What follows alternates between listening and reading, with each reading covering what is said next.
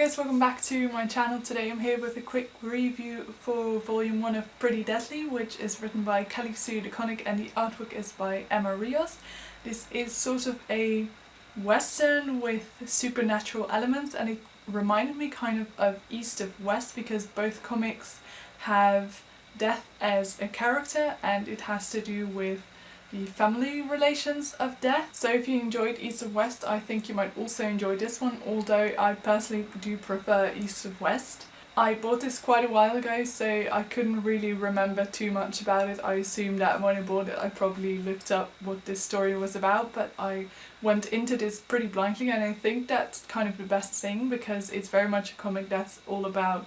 figuring out what the hell is going on. So I think it's probably best going into this story not knowing too much about it. What I am going to say is that it's about a little girl called Sissy and she's travelling with a guy called Fox, and as you read on in the story you kind of learn more about their relationship, and we also get introduced to a woman called Big Alice and she is chasing another woman called Deathface Ginny, and you also learn more about these characters, who they are in relation to each other and who they are in relation to death.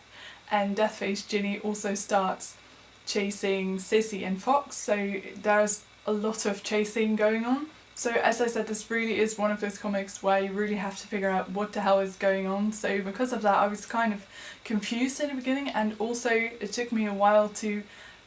feel invested in the characters because in the beginning I had no clue who they were, and it really took me a while to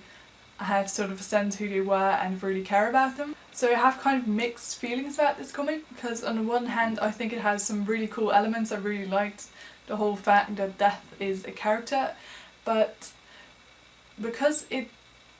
is mostly about trying to figure out what the hell is going on, it also feels a bit like you don't really know where the story is going, and only at the end of the story things start to come together a little bit more and I'm finally realising what the story is actually about, but it was kind of missing that throughout the story, so that didn't really make me too enthusiastic about reading on. I do think that I might enjoy the second volume a little bit more because now I've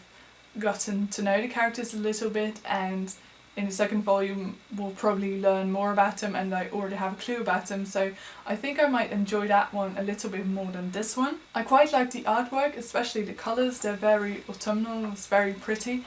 but at the same time the artwork was also pretty busy and that sometimes made it a bit unclear what exactly was going on. Especially some of the fighting scenes were a little bit confusing because I couldn't really tell the characters apart, so I wasn't really sure who exactly was winning. And also sometimes in the bigger panels there would be smaller panels zooming in on certain details, but I couldn't really tell what those details were. Because this comic kind of reminded me of East of West pretty early on, I was also expecting it to be a bit darker than it actually was,